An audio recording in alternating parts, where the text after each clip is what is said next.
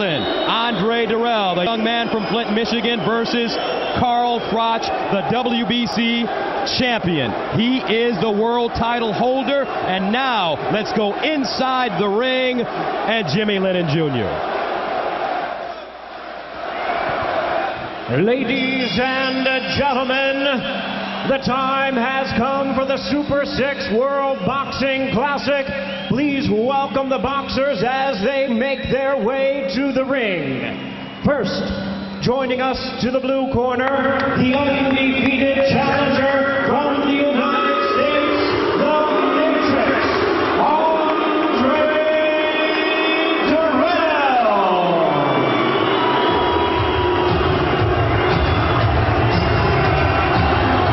Andre Dirrell, the young challenger, born and raised in Flint. This former Olympic bronze medalist was abandoned by his father at an early age, taken in by his grandfather when he and his brother became too much to handle for a young mind. This man has been given a rare gift, folks. He possesses unbelievable speed and quickness. His nickname is the Matrix, and like a young Neo, he has yet to tap into his true potential. But he is starting to believe. Tonight, we find out if he can truly be the one.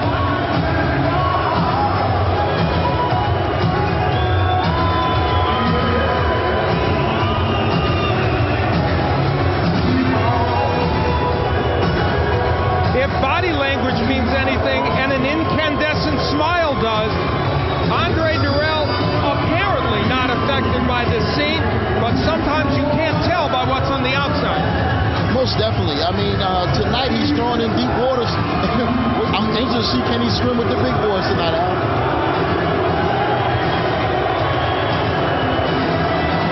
Andre Dirrell steps into the ring for the biggest challenge of his career.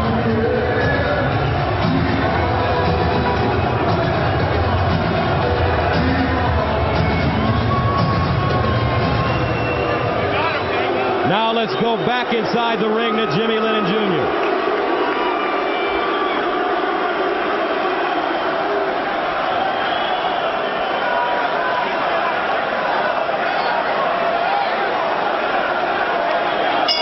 And now, ladies and gentlemen, joining us to the red corner, the undefeated world champion from England, Carl, the Froch.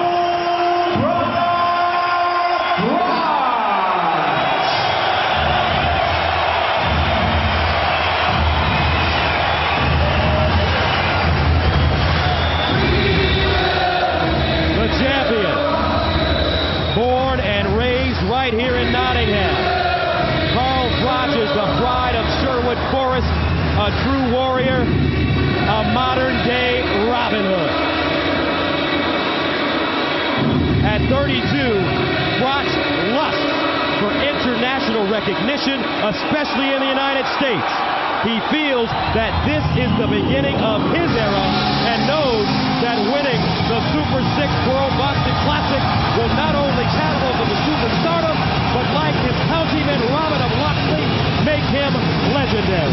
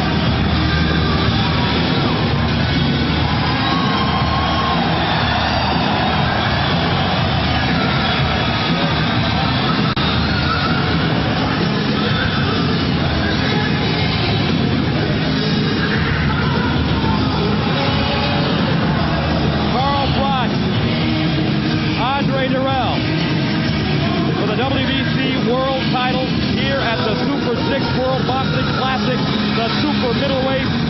Let's check out the tale of the tape. There is very little to choose from except for the age of these two men. Height and reach very similar, and the fact is both men will want to fight from the outside in any case. It's going to come down to not numbers, but intangibles.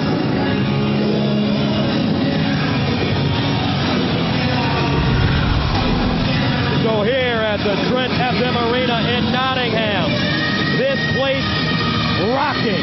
We're ready for Carl Froch and Andre Dirrell. Let's get the official introduction from our ring announcer, Jimmy Lennon Jr.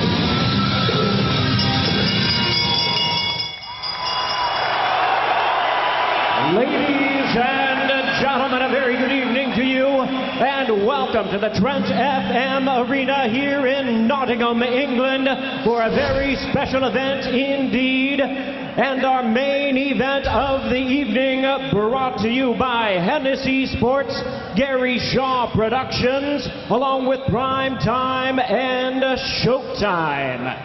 This World Championship bout is sanctioned by the World Boxing Council President Jose Sulaiman.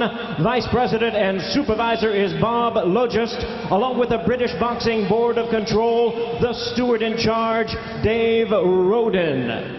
Introducing to you our three judges scoring this bout from ringside. From Italy, Massimo Barrovecchio. From Mexico, Alejandro Rochin. And from Belgium, Daniel Vanderweel. And our third man to the ring, our referee in charge. He'll be giving instructions after the introductions. From Panama, Hector Afu. All right, fans, here we go with our main event of the evening in Stage 1 of the Super 6 World Boxing Classic. 12 rounds of action scheduled for the WBC Super Middleweight Championship of the World. And now, ladies and gentlemen in attendance and boxing fans joining us around the world, live from Nottingham, England, it's showtime!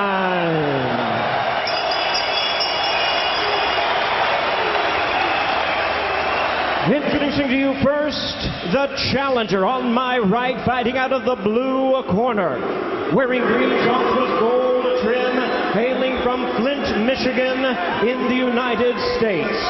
He weighed in at 11 stone, 13 and 1/2 pounds, or 167 and 1/2 U.S. pounds. A 2004 Olympic bronze medalist, he is undefeated in his professional campaign with a record of 18 wins, no losses, 13 wins coming by way of knockout. Ladies and gentlemen, please welcome the challenger and one of boxing's gifted young stars, the undefeated WBC #2 ranked contender, introducing the Matrix, Andre Dirrell.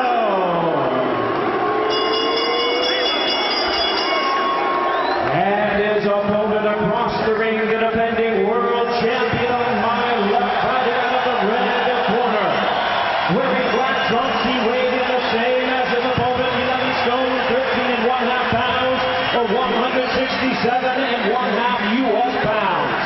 His unblemished record stands at 25 wins, no losses, 20 wins coming by way of knockout. Ladies and gentlemen, please welcome one of the great stars in the division tonight, making the second defense of his title. Here is boxing's pride of Nottingham, England, the undefeated WBC Super Middleweight Champion of the world, introducing Carl the Cobra Froch.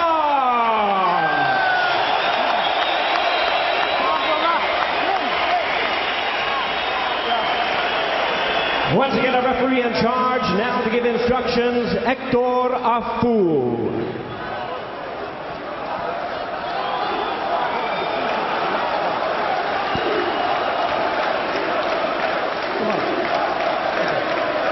I got them the instruction in the dressing room. I want a clean fight. Touch glove.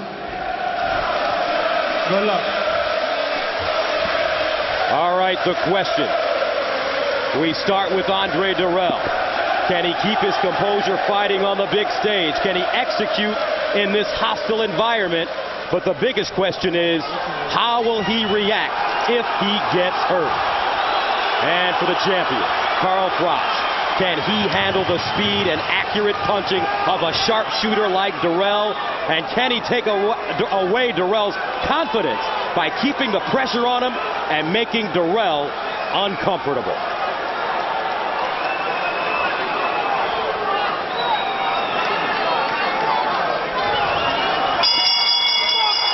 And we begin.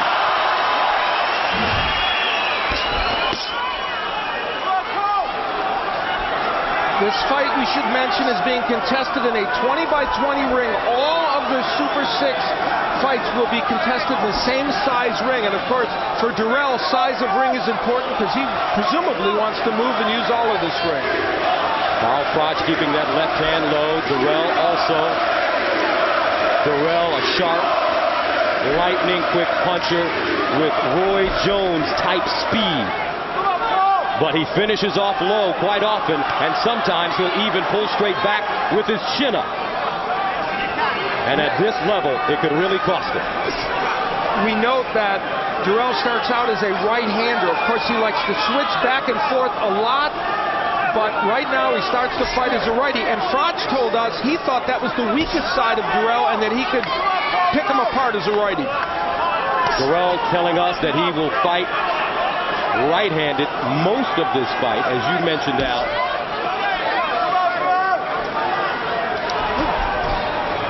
The Froch jab has not been seen yet. There it is. Carl Froch telling us that he wants to take Dirrell into deep water. He thinks that jet lag will set in around 5 or 6, and that's when he can really go to work. Froch missing with the left hook. He also told us he wants to keep that right hand right under his chin to block and smother the Dirrell jab. Dirrell is talking to Carl Froch. That's an interesting ploy, Antonio, for a young fighter in this atmosphere. That just lets you know his confidence. You know, he's really confident that he's here to take care of business tonight. What's obvious to me is the just difference in hand speed. You can tell it's night and day.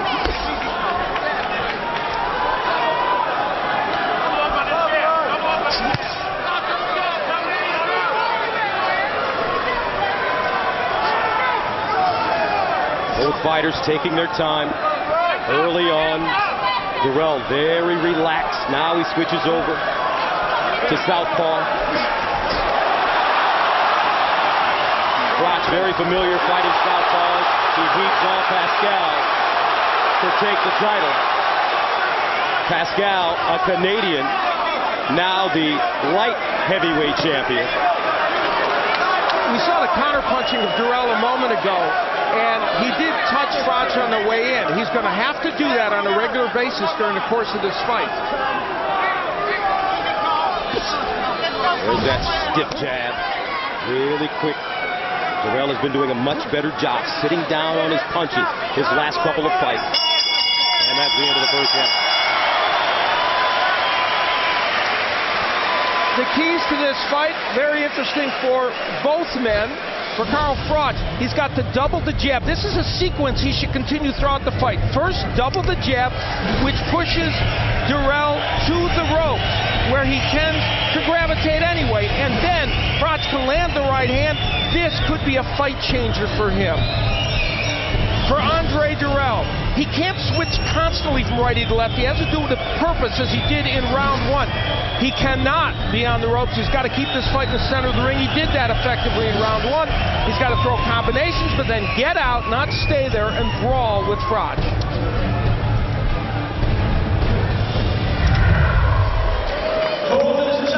Trent FM Arena in Nottingham, England. 2.5 hours north of London. Carl Froch, the champion, versus Andre Dirrell, the challenger. Dirrell, 25 years old, Froch, 32. Carl Froch in the black trunks, Dirrell in the green. Froch comes into this fight after rallying from a third-round knockdown to Jermaine Taylor to knock him out in the 12th round in his WBC super middleweight title defense, the first defense, back on April 25th in Connecticut. Froch, there's the Froch jab. He said this is these first few rounds, as we pointed out, we're going to be more tactical. But he said he does not want to get himself in a big hole and be digging out from a hole in round 6 or 7. But when he does use the jab, he does push Dirrell back, and that's an important weapon for him. And the battle of the jab's now very even, really. Yes, they are. I saw in the first round where Froch had more success when Dirrell switched to southpaw. So we'll keep an eye on that and see how he does. Andre Dirrell, southpaw now, forcing Carl Froch to lead. Taking his time. He wants to stay off the ropes and fight this fight right in the middle of the ring. Now, Froch is undefeated against left-handers. He's 3-0 and does not feel that's an issue for him. We'll see.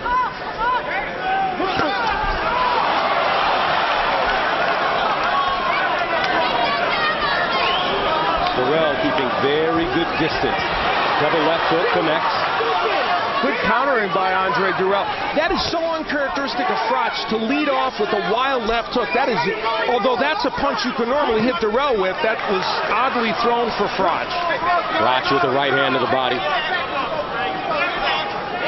Two very patient fighters.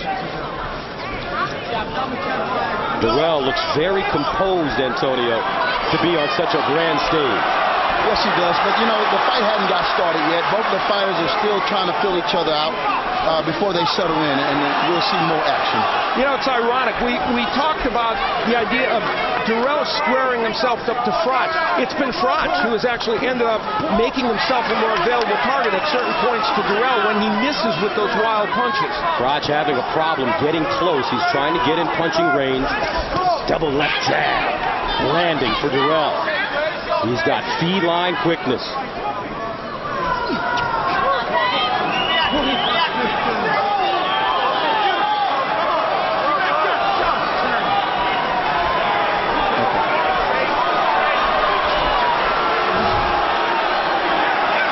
Round 2, scheduled for 12.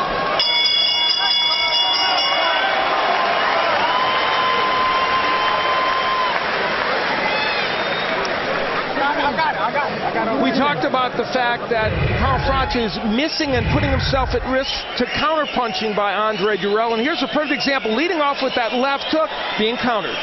In boxing, it's an old saying, when you make your opponent miss, you got to make him pay. And those hooks did make him pay. Let's listen into the corner of Andre Dirrell. His grandfather, Leon Lawson, is his trainer. This is it, man. You're looking good. Great. Just warming up. Don't get over anxious. Don't let it feel around. Take it as it comes. Deep breath, deep breath, deep breath. Do your thing. Here. Cold as 10 seconds. Andre Dirrell, a 3-1 underdog, and from what I understand, there are a lot of businessmen in Flint, Michigan, putting a lot of money on this young man.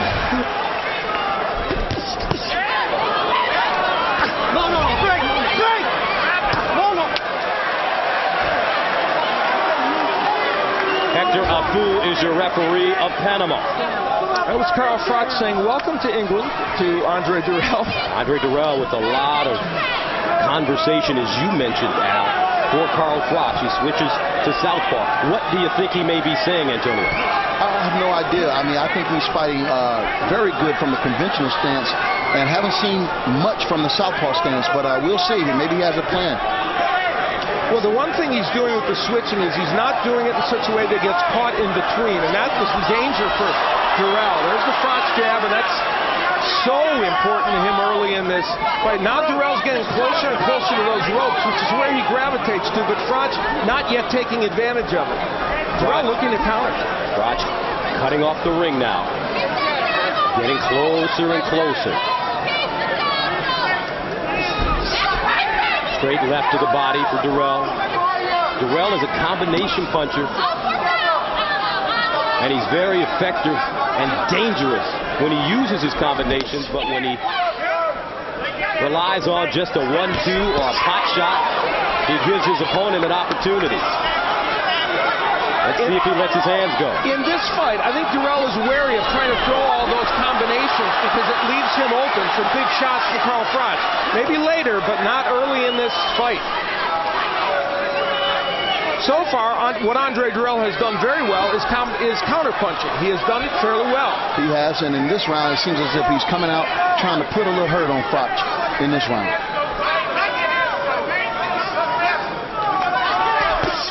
And a reminder that Carl Froch has often been in this position where early rounds, much like we saw with Arthur Abraham in his fight with Jermaine Taylor, where there are rounds that don't go his way. It's not a sprint for Carl Froch, it's a marathon. Great counterpunching. And a smile comes across the face of the champion. Andre Dirrell has been known to run in fights. He did it versus Curtis Stevens in 2007. Actually embarrassed himself. Stevens a big puncher, and Dirrell running for most of that fight. He has settled down since then. Now, you know, Dirrell landed a great counterpunch a moment ago, and then Froch landed a right hand, and Dirrell did the right thing. He motored away from there. Now Dirrell getting out of the corner. Froch pins him now. This is going to be a cat and mouse game.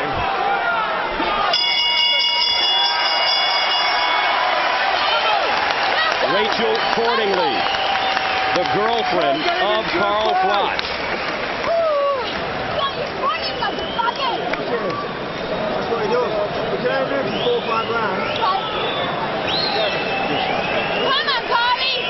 Next to her, Carl's mom, who said to her son, of course, don't wait till the last second to win this one.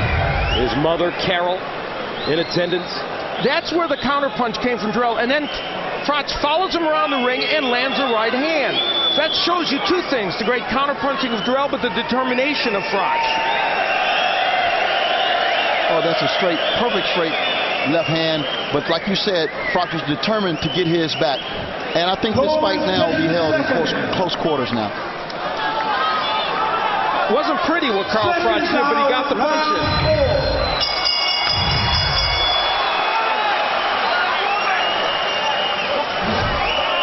Round 4 scheduled for 12. Carl Froch, the champion in black. Andre Dirrell, the challenger, in the green trunks. Now, Carl Froch spars with fighters from Brendan Ingles' stable here in England, who we just saw one of Brendan's fighters, Junior Witter, who switches all over the place. And they do. His fighters don't even know what they're supposed to be at any given moment. They're lefty, they're righty. He said that really prepares him for Andre Dirrell. We'll see. Dirrell, sharp left hand. Now he's starting to sit down a little bit.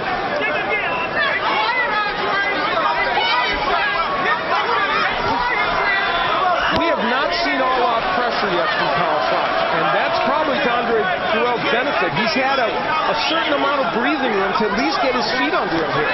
Most definitely. I mean, Dirrell camp felt confident coming into this fight that their speed, foot speed and hand speed would be the difference in this fight. They felt that if Jermaine Taylor could have as much success as he had against Froch, why can't he? Ooh, beautiful combination by Dirrell.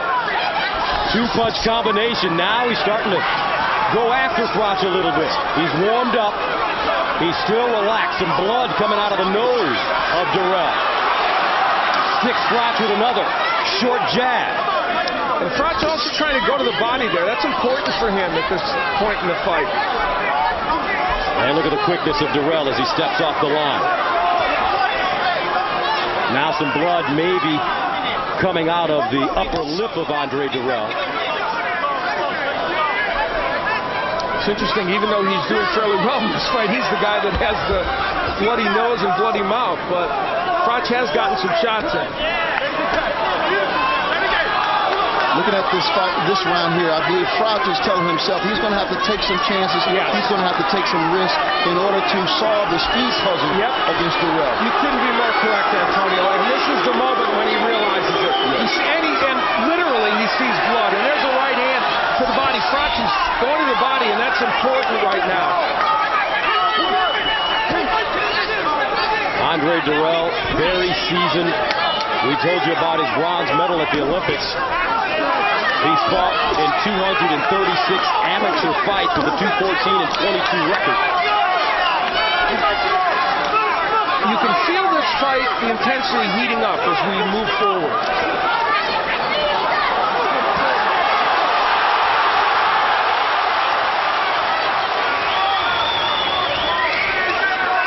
Six seconds remaining in the fourth. These are very close rounds.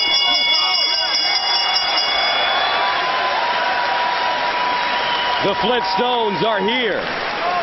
Andre Dirrell's family, his mom Lola, his brother Anthony, his fiancée Aaliyah. Yes, you got caught. I mean, I don't know if you got caught, but don't let me catch you in the front like that, no damn. Yeah, let them hands go behind. Andre Dirrell, we mentioned the countering he's been able to do. Froch, when he misses, often puts himself in a position. There he misses with the jab, and Dirrell with the not one, but two-punch combination. And you see it again, Antonio. Yeah, he's leaning out. He's reaching out there. Like I said, he has to take chances in order to solve that speed. And so he's saying, hey, cautious to the wind. I got to do whatever I have to do to get inside. And we should point out, if you've ever seen Carl Froch fight, he has a granite chin. He was down against Taylor, but to knock him out is a difficult task, even to hurt him. Carl Froch told us that Dirrell will start feeling tired after 5 or 6 rounds. Dirrell coming over only 6 days in advance. Froch thought he should come over between 21 days and 3 weeks in advance. He called Dirrell cheeky, disrespectful for not coming over here and training properly. That may have been a slight overstatement, you know? Ooh, very nice right hand by Dirrell. You see the hand speed. We talked about the fact that Andre Dirrell hadn't yet in his career fought a fight in which he did what he's doing right now, and that is box but not run, not engage in silly exchanges with people. Well, he is doing his best to fight exactly the right kind of fight. It's a very close fight right now, but he is doing the right thing. Yes, he is, and it seems as if he's growing up right before our eyes, you know, and I just commend him on his fighting style right now. If he can stay with this, he should do well tonight. But I have to say, Al, this is a fast fight. I mean, they're fighting with a lot of intensity, and can he withstand this through 12 rounds? Froch hasn't yet put the kind of wild pressure on him that we might expect, but he has kept pushing him back and kept attacking. Another right hand by Dirrell, and Froch throws him down. Is this MMA? Asumugeishi. You may mistake him for Fedor, who you're going to see soon.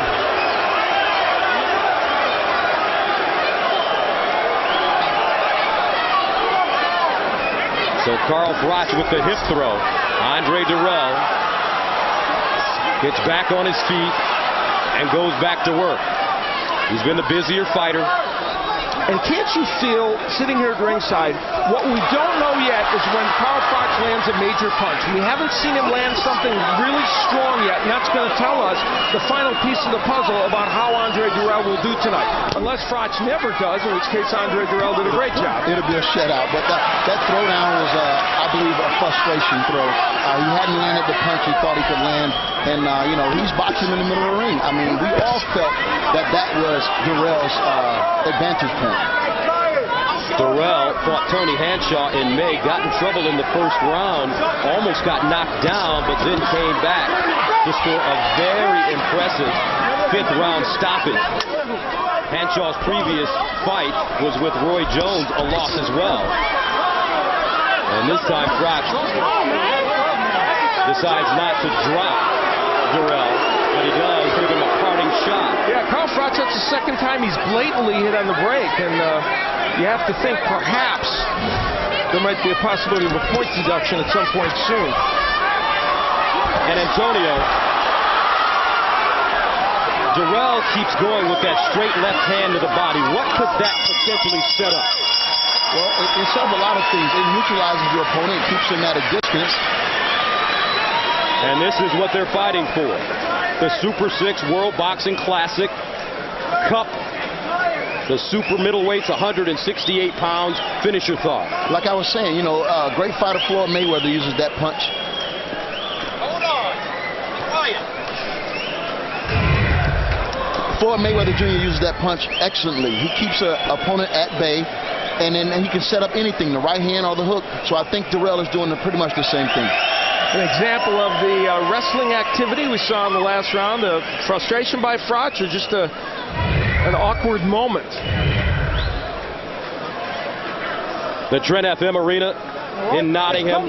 Carl Froch, the WBC world title holder. This is his second defense here at the Super 6 World Boxing Classic, the super middleweight. He defended it at first against Jermaine Taylor, and now in one of the biggest tournaments in the world, he'll do it against Dirrell. We talked about how well Andre Dirrell would do with all the nervous energy that he would have early in the fight. That hasn't been a big issue for him, as he shows his skill to slip punches as well, because he hasn't fought like he has nervous energy. No, he's fighting definitely with a lot of composure, a lot of energy, I might add. And he's trying. He's trying to really show the people that he deserves to be WBC champion. You know, we have to think about the possibility that Andre Dirrell has already made Carl Froch respect his power, because Carl Froch is not attacking with as much abandon. Side headlock, I'll tell you what, your MMA experience is going to come in handy, Gus. I know. Froch missing with a wild left hook. Froch's technique is worse than normal. Yes. And I mean, he's not normally a pretty boxer. His technique is not great tonight, and he's throwing way too many wild left hooks. Well, his technique isn't great because he's never fought anybody as quick as Dirrell. Carl Froch, he beat Jermaine Taylor, he beat Jean Pascal. Nice left hand by Dirrell. And now some dirty boxing by both fighters. And Hector Afool will have a conversation with both gentlemen. You sure you want to use the word gentleman? Nice right hand by Froch. It's heated up now, but for Andre Dirrell, this is a trick bag. You don't want it to heat up too much. No, you don't. I mean, he has to stay focused. I mean, all the little dirty, nasty things that Carl Froch is doing, that's a veteran move. You know, we got Bernard Hopkins that's he perfected those type of moves. It's important that Dirrell stay focused on the job at hand, don't get outside himself. And Dirrell doesn't want too many of these wild exchanges either. No, he don't, because it gives Froch opportunity to land that big punch. And Carl Froch, conversely, wants it to get a little ugly in there and give himself some opportunities to land something big. Froch, a very unorthodox fighter, not a typical British fighter. He keeps his hands down by his waist. He'll throw that fluky left hook. But right now, Andre Dirrell isn't there. You know, the problem for Froch is he is not by nature a left hook artist. If there is one punch that you are more likely to land against Dirrell, it's the left hook. And you see Froch, watch that on the tape. He's trying to throw that punch, but it's not getting there.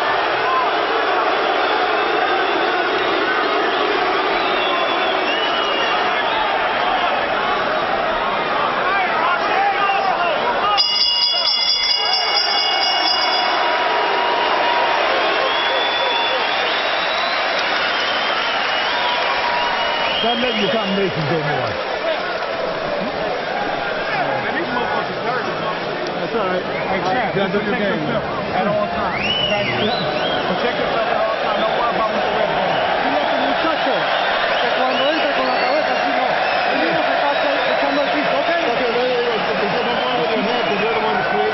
But I was going to tell you, don't be moving like that because you'll create a headbutt. All right? How to get this? Give me no fucking word.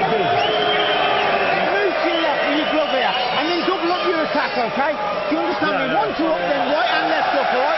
1, 2 up, right and left up, and this head moving in this glove here. Carl, You've got to be DJing that with the balance, all right? Don't give him a counter shot. Don't give him a counter shot. Seconds out, round 7.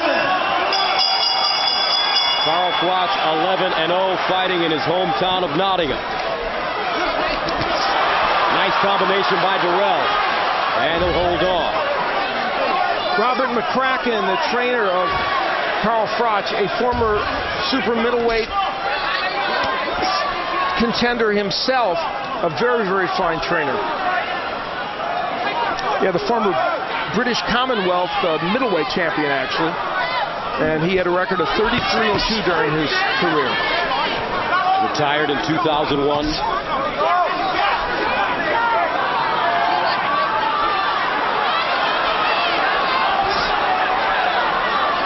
Round 7 scheduled for 12.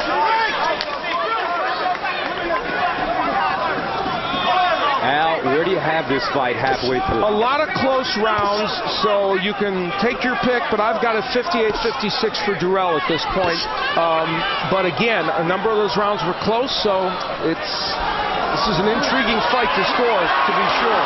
Remember, though, Froch gets stronger as the fight goes on. And we're in the period of the fight where he feels like he's supposed to start making something happen. The most troubling aspect of this fight for Carl Froch is that he is pinning a lot of his hopes on the left hook, and it's not there for him. Not tonight, and I want to commend Dirrell on just his boxing ability tonight. Froch has been unable to get set or planted in order to throw his power shots. Yeah, that's a very good point. And that because he hasn't been able to put Dirrell against the ropes. Dirrell doing a lot of holding. Hector Afu. And Dirrell mad because he thought Froch hit him behind the head there. And the Froch jab now disappearing, and that was a weapon he felt he needed very much. Straight left hand to the body, and he chops up top. Andre Dirrell holds on, takes a ride. A minute left in the round.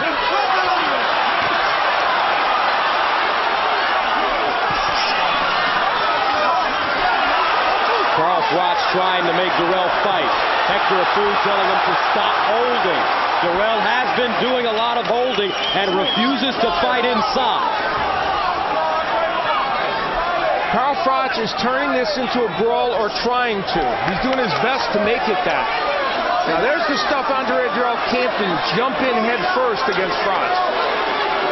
And that's Froch's best chance of turning this fight around, making it a dogfight, making it sloppy. Now Froch holding and hitting. Dirrell complaining but getting hit. Bad move.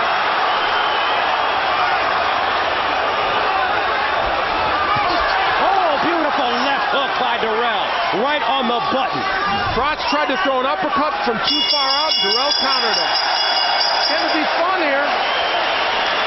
Dirrell, Antonio, can stand there and fight Froch toe-to-toe. He's got that kind of quickness and skill. But I wouldn't advise him to do that. I think with Froch being a devastating puncher, anything can happen. He still has a puncher's chance. You think he's tired? No, in fact, I think Dirrell's breathing a little hard right now in the corner. I mean... Now, there was a lot going on, many plots and subplots in the last round, most of them not quite within the rules. Here's where Froch was held by Dirrell, and he's banging Dirrell on the side of the head, so we had two different rule violations going on at that point. And later on, a lot more stuff going on, Antonio. But the only thing I saw wrong there was he held him behind the head as he punched him. But other than that, that was fair game. He's spoken like a warrior. Right hand by Froch. He lands a couple on the inside. And Dirrell counters him. Well, he didn't get a chance to counter him there, but Froch did well on the inside. So that was an intriguing round. Round 8 scheduled for 12. Carl Froch, the champion, in the black trunks. Andre Dirrell, the challenger, in green. And we are now at the point in this fight where, and I still think it's a very close fight. I actually gave the last round to Froch. I think it's only a one-point fight. But this is the point in the fight where Froch is believing that Dirrell will, in fact, get a little fatigued, as Antonio pointed out. Well, he's hoping that he gets fatigued. Yeah, well, you can always hope. Beautiful left jab by Dirrell. Now he goes downstairs. Very patient and poised fight so far by Andre Dirrell, and that was the thing that you didn't know whether he could do. So win, lose, or draw in his first tournament fight, what Dirrell has shown is that he can keep his poise and fight a certain style, and he's done that tonight. And Froch hasn't made him change it. Now Froch putting his hands up high. Dirrell slipping. Good thing Carl Froch didn't hit him there. He would have been disqualified or had points taken away. Nice right hand counter by Dirrell.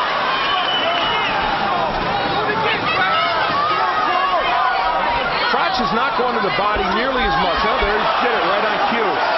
Punching behind the head. I'll tell you, Carl Froch is giving us a clinic here on some rough tactics. Both fighters have been flirting with point deductions. Dirrell for holding and Froch for hitting behind the head. And there he's holding and hitting again, but Dirrell using his head a little bit, so a lot going on. Froch can't use his jab a lot now because he gets countered by Dirrell. Nice left hook, got through. Dirrell getting a little braver with those combinations. He got touched with a little left hand by Froch on the way out of there.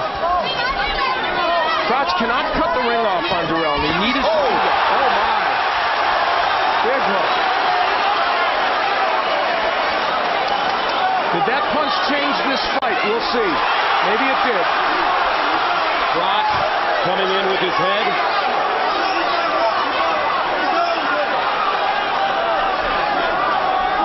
"14 seconds to go in the 8th round.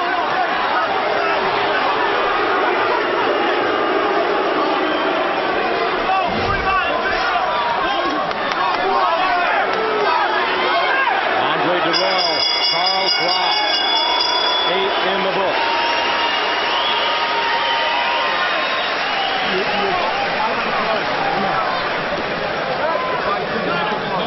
Maybe for the first time in this fight, Andre Dirrell felt the power of Froch in that last round. It is a left hook. Finally, that punch got in for Carl Froch.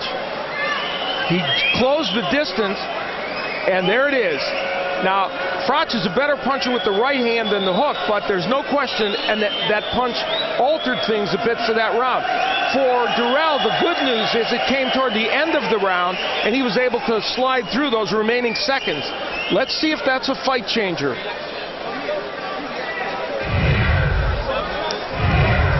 Bonus 10 seconds. 10 seconds gone.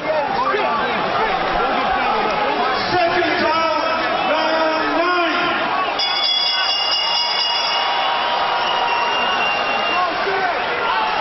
Round number 9. Scheduled for 12. Carl Froch in black, Andre Dirrell in the green. This is a title fight. Carl Froch is the champion, the WBC world title holder. This stage 1 matchup here at the Super 6 World Boxing Classic, the super middleweight's 168 pounds. Our first fight of the evening in our other co-feature, Arthur Abraham was electric as he knocks out Jermaine Taylor in the 12th round. Now the Froch jab is getting home a little bit. But to Dirrell's credit, he continues to keep this fight in the center of the ring, but the jab of Froch is making a difference. Froch with very long arms. He's getting closer. There's a little swelling under Dirrell's right eye. It's a little knot there. I don't know if that'll be any significance as the fight go on. Good left hand.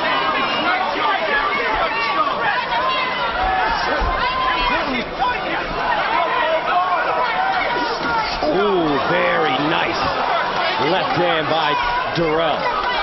Right on the chin of Carl Froch. Now he switches southpaw.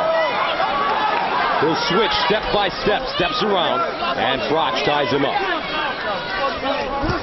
Dirrell very lackadaisical right there, leaving himself wide open. Froch, though, not able to do it. Straight right hand, left hook by Dirrell, and he smiles because he caught Froch coming in. Well, another left hand by Dirrell. I think he was smiling to try and tell Froch I wasn't hurt, and we'll see. They exchanged punches then. They both got hit. Dirrell pot shotting him now. Staying on his bicycle. Froch pinning him on the ropes.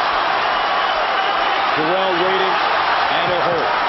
It looks as Dirrell is slowing down a little bit. He has to pick it up. He's not moving as well as he was early in the fight. And he's getting stuck on those ropes a little bit more. You can feel a subtle change in this fight. Whether it continues in these later rounds remains to be seen. But Froch has got something going. And Dirrell better stop talking to the referee and start defending himself.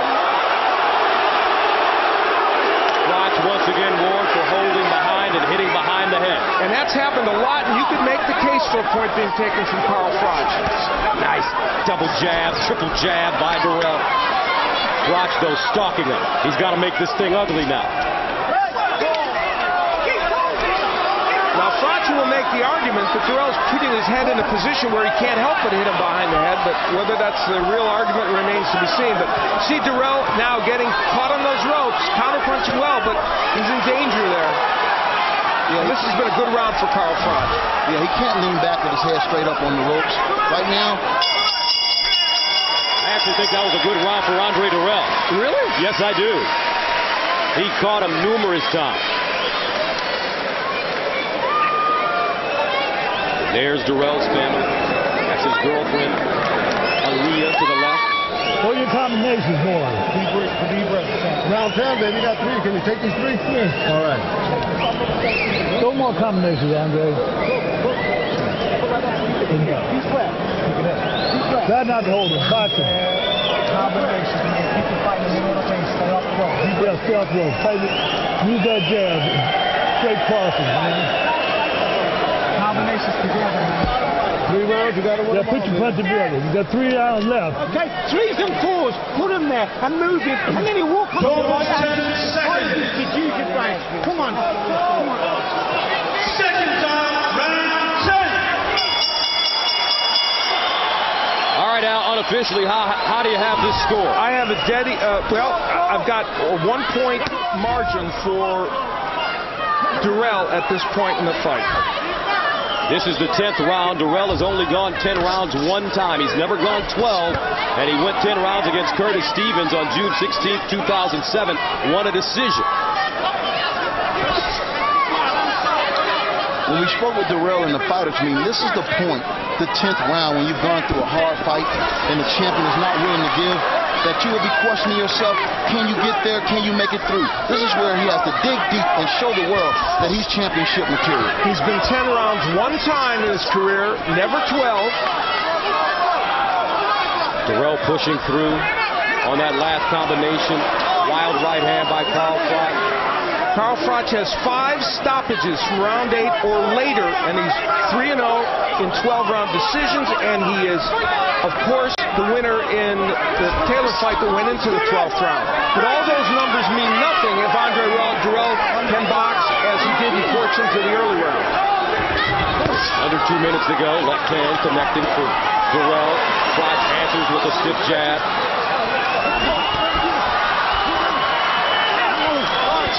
Dirrell is staying a little bit too long in one spot. He has to continue to move and do the things that work for him so well early on in his fight.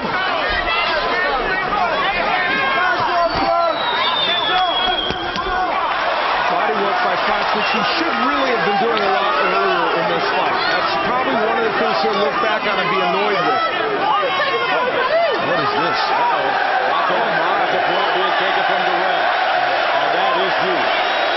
Don't know if I'm on board with this, because with all the things that have gone on in this fight, I'm not sure at this juncture a referee needs to intersperse himself into this fight, especially given the fact that Froch himself has been guilty of many different infractions.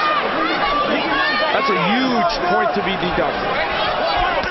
Especially if this fight's as close as you say it is, Al. Right, and we don't know, but it seems like it's a fairly close fight. And what will that do to Andre Dirrell's psyche? We'll see right now. Dirrell getting out of the corner, but Dirrell has to take the title from the champion. Big left hand by Dirrell. He's got to really dig down deep, as you mentioned, Antonio, and there's going to come a point where he has to just stand there and fight. And he did it right there with two monstrous right hands. But he's throwing wild left hooks, Andre Dirrell. He cannot leave himself open with a dangerous puncher like Froch. It's counterproductive. Still the movement is there for Dirrell, and that's a big plus for him. But this tricky round because of that point deduction. Nice left hand again. He hurt Froch. Froch is hurt. Dirrell uppercut.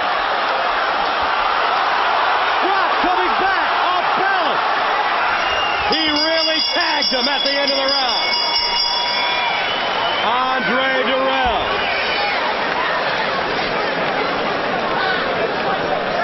Put your legs out. Put your legs out. Put your legs out. Listen, put your legs out. Listen to me. I keep telling you, don't rush in, all right? Listen. You listen to me. Don't rush in. Do you understand what I'm saying to you? Carl, you're walking in with your hands down. What you just said to me. Get your chin down behind the jab. Behind the jab. Listen to me. Listen to me, son. Behind the jab now. You listen to me. Yeah. Is your mind clear, yeah? Yeah. Oh, behind the jab. Slip and slide to the front. Andre Dirrell, who was being pushed back at this point, and there was a lot of grappling and holding and punching on the inside. Total is 10 seconds.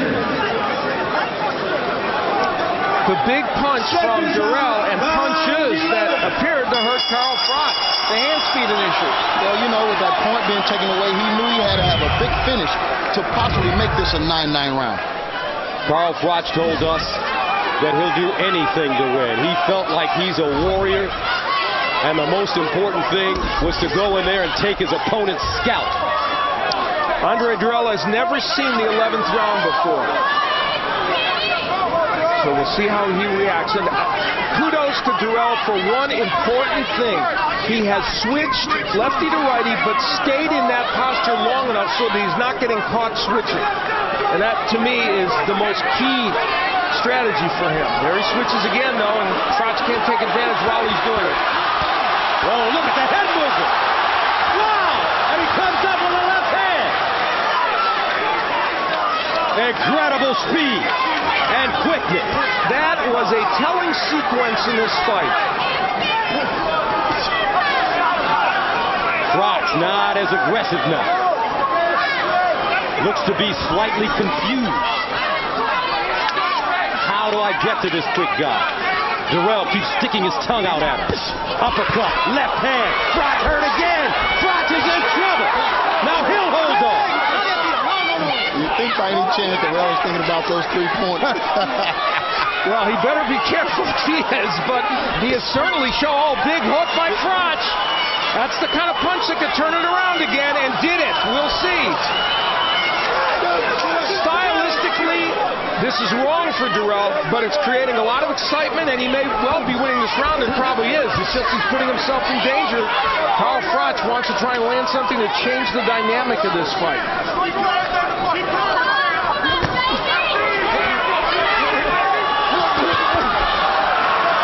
Good body work a moment ago there by Froch, again coming probably too late in the fight. Dirrell and Froch exchanging punches now. Dirrell is pulling out with his hands down. Look at him roll, slip. Old school fighting right here. Andre Dirrell, nice defense.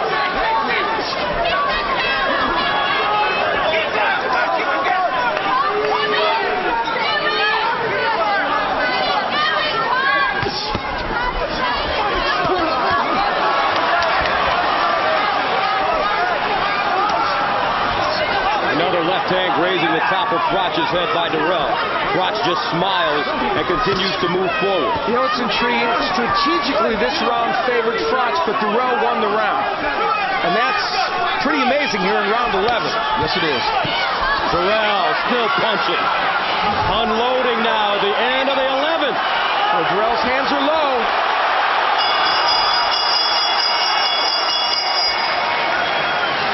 One round remaining. Worry on the face. the ladies. This was a telling moment in this fight. Dirrell making Froch miss a lot, and then coming out of that with a vengeance with a big left hook that pushed Froch back. And then standing there. He doesn't go anywhere. A moment of bravado for Andre Dirrell. We got to go. Andre Get him Dirrell. out of here. Because we ain't getting no decision here. I want some hands up. Don't let it get no lucky shit on. What's his ass? You win this round, you the world. Close 10 seconds. Yes. Second round. Back him up. Chin down.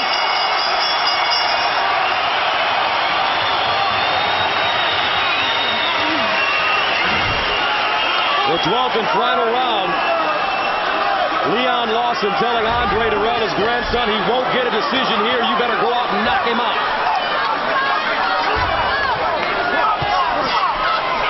But a young kid has arrived. Dirrell fought the 11th round like you're supposed to go out and fight championship rounds. Take my hat off to him.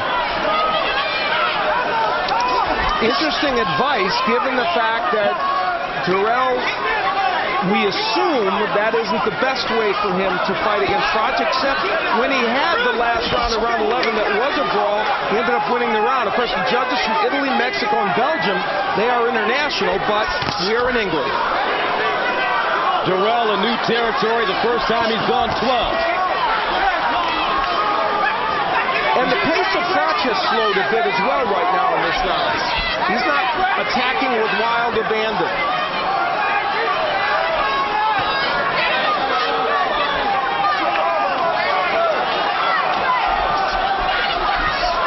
Uppercut landing by Dirrell.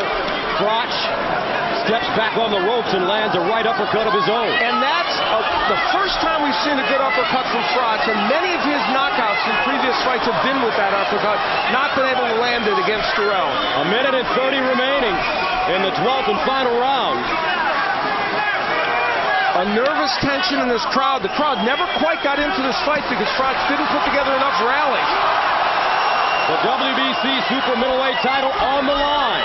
The champion, Carl Froch, here in Nottingham in black. The challenger, Andre Dirrell in green. Dirrell, left hand. He leads in on Froch. Andre Dirrell fighting until the very end. Under a minute. Pivotal moment, remember the point deduction in this fight. Will that be the difference? Dirrell has fought rounds 11 and 12 very well for a fighter who has never been to this territory. He said he was ready. Forget the jet lag question. Whether he got here 7 days before or 3 weeks before, Andre Dirrell is ready to fight 12 rounds. And he just never gave Froch an opportunity to truly land anything big. I mean, he's winging away, but nothing's landing. One big left hook and an occasional right hand, but that was about it. 15 seconds remaining. Now, this round 12 is a pretty close round. Let's see who finishes off strong. Dirrell backpedaling. Dirrell. Froch closing in. Unloading. Dirrell, and that's it.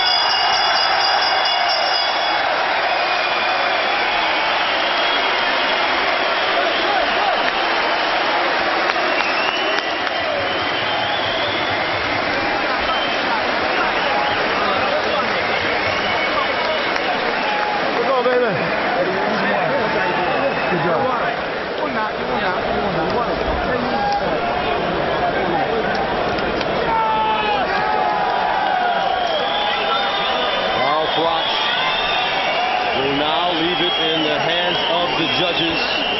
Andre Dirrell goes 12 rounds for the first time. Looks sharp, crisp, composed.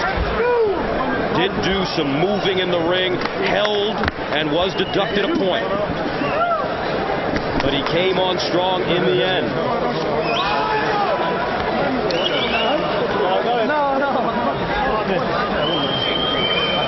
Carl Froch wanted to demonstrate to American audiences especially that he had a higher skill level than they were led to believe. He did not accomplish that tonight because it wasn't a skillful performance by him. It really wasn't. Not at all. I mean, he never could get his feet up under him for the power shots. His punches just looked like he was winging them instead of throwing them with his body underneath him. And he had opportunities. I mean, Dirrell was reaching a lot late in the end of the fight.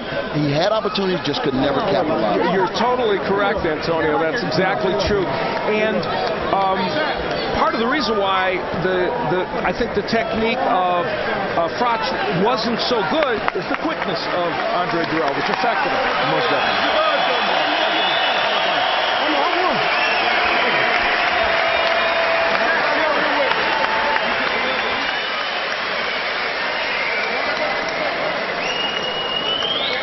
Points are at stake right now in this tournament, and this crowd is nervous as both fighters inside the ring. That's it.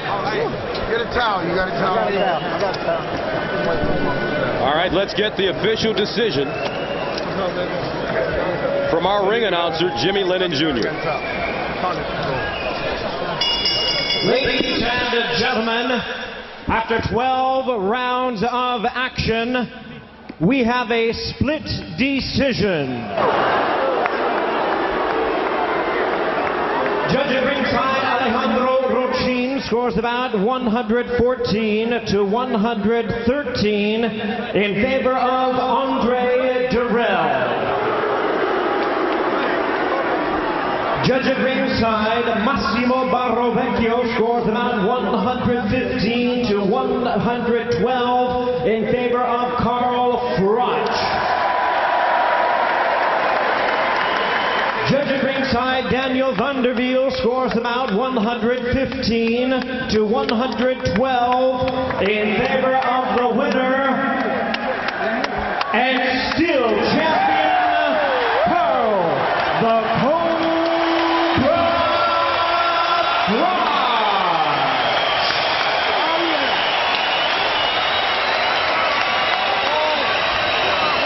Carl Froch retains his WBC super middleweight title with a split decision over Andre Dirrell. And the difficulty, I think, with that, and of course, remember there was a point deducted at one point, but he would have still won the fight, Carl Froch. I think the difficulty some will have with the split decision is the 115-112 margin. I think you could see it being a point closer, but that's two judges having it by 3 points for him is where some, and certainly Dirrell supporters, will have issues. Well, I know as an experienced fighter myself, I mean, you never know what these judges are looking for. I mean, some judges really admire the aggressive fighter that's pressing the fight, that's making the fight. And my hat goes off to Dirrell. He came, he fought his fight. They gave him the blueprint. He executed. Yeah. I thought he did more of the things that he should have did in order to be successful tonight. I mean, that was highway robbery, but it's okay. It's okay. They've been robbing him for years. He got slammed to the floor and got a fight. That's his mom, Lola, in the middle. Not a happy trip for them. We were with them at the hotel a lot leading up to this. Now it doesn't end so well. You know, it was a close fight. Make no mistake about it. And you can make the case for Carl Froch winning. I think that margin on the two judges' scorecards is what will bother people. And you hit it on the head, Antonio. It's what did they like in this fight? And our Jim Gray is standing by with Andre Dirrell. All right, Gus, thank you very much. Andre, what is your reaction to that decision? Well, we know where we are. We're hometown favorite. I worked my ass off. He came on strong in the last round, giving me the last round, but I know I put it off enough. I boxed him enough to gain the decision, but it didn't go my way. The point that was taken away from you, did you feel as though there were many times in this fight where Froch could have had a point deducted? I still don't know why he took the point from me. I'm still clueless on the point for leaning on him. He been holding me, hitting me in the back of the head the whole time, bring me down to one knee. He been rough the whole fight, man. And for him to take a point from me without no warning, I don't remember warning him, telling me to not lean on him. You know, he took the point for that. Well, like I said, we know where we at, man, but I'm going to hold my head up with pride because I know one day I'm going to still become world champion. Your grandfather told you going into the last round that you needed a knockout. Mm-hmm. Did you ever feel as though you would have an opportunity to win a decision here in Nottingham? Of course I did. Otherwise, when it came out here, like I said, I'd do anything for that WBC world title belt. This is the first one. I got another fight next, you know. This ain't going to motivate me and make me work harder. Like I said, the most dangerous ones is the ones who got that loss first. What did you learn in this fight? First time you went 12 rounds. Obviously, you could have won a decision had it gone another round, or judging saw it a little differently. What did you learn? Well, two judges did get it extreme. I don't understand it. But that I can go to full 12. I can work my ass when need be, and I'm a warrior, you know. But like I said, we in his hometown. He got this decision. I take nothing from Froch. He tried. How will you handle this disappointment? Get in the gym and work harder. What else can I do? I'm a boxer. This is what I do. This is my sport. This is my life, and I love it. Arthur Abraham had a big victory tonight against Taylor over in Berlin. He will be your next opponent. I know you probably haven't thought much about that. However, here's another guy that's powerful and obviously displayed that this evening. Yes, he did. He's a warrior. Arthur Abraham knows how to fight. I'm sure my fight will be a lot tougher fight going against Abraham. So that don't mean nothing. I got to get in the gym and put in that extra mile.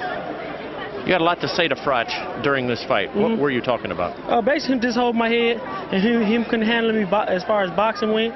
But, you know, he was pulling on me, he was holding me. You know what I'm saying? He was knocking me down. He got the decision. He fought rough. Did you grow up a lot in your own mind tonight? A lot. Yes, I did.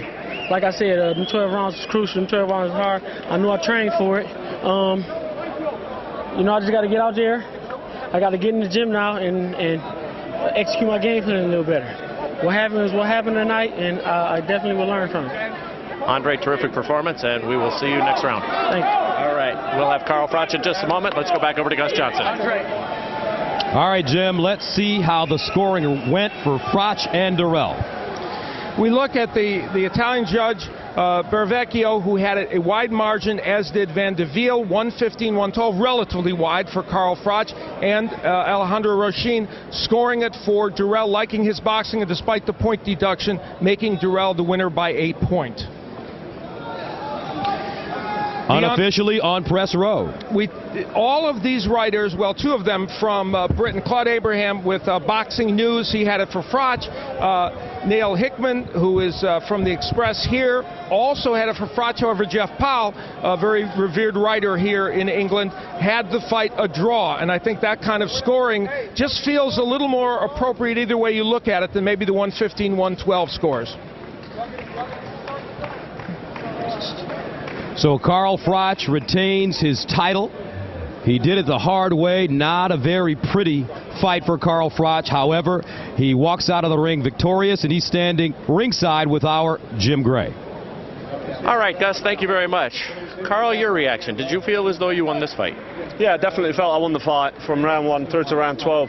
I got hit with a couple of shots, rushing in when I went wide with a few shots. I walked into a very, very fast left counter punch.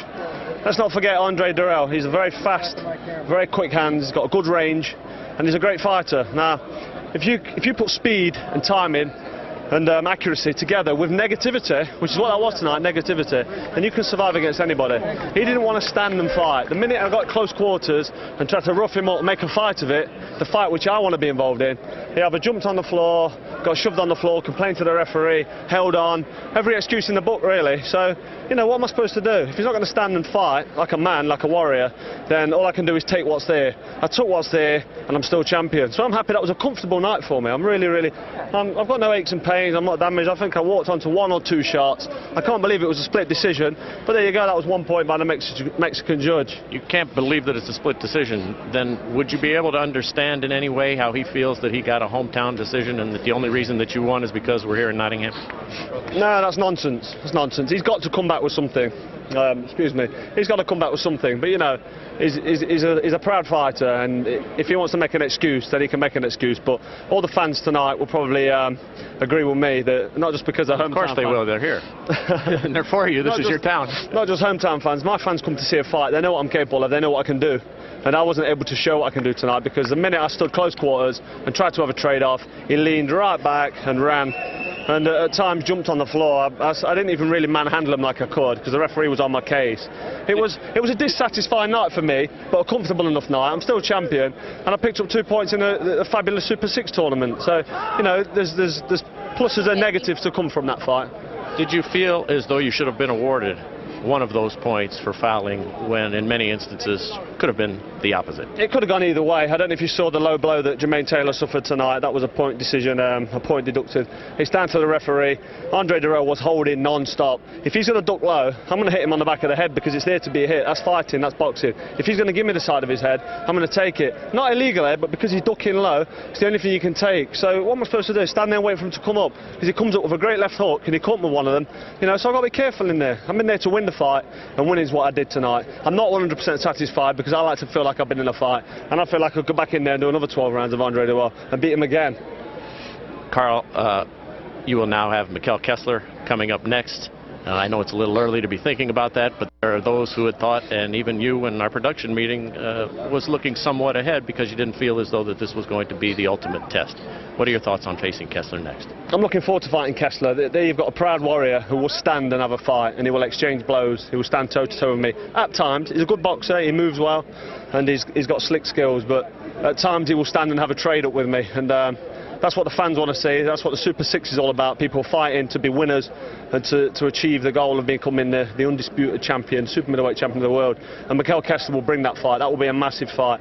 I've got a slippery little sucker out the way there in Andre Dirrell. He's a good fighter, but he was very slippy. And he'll come back. He'll come again, but he'll never beat the Cobra.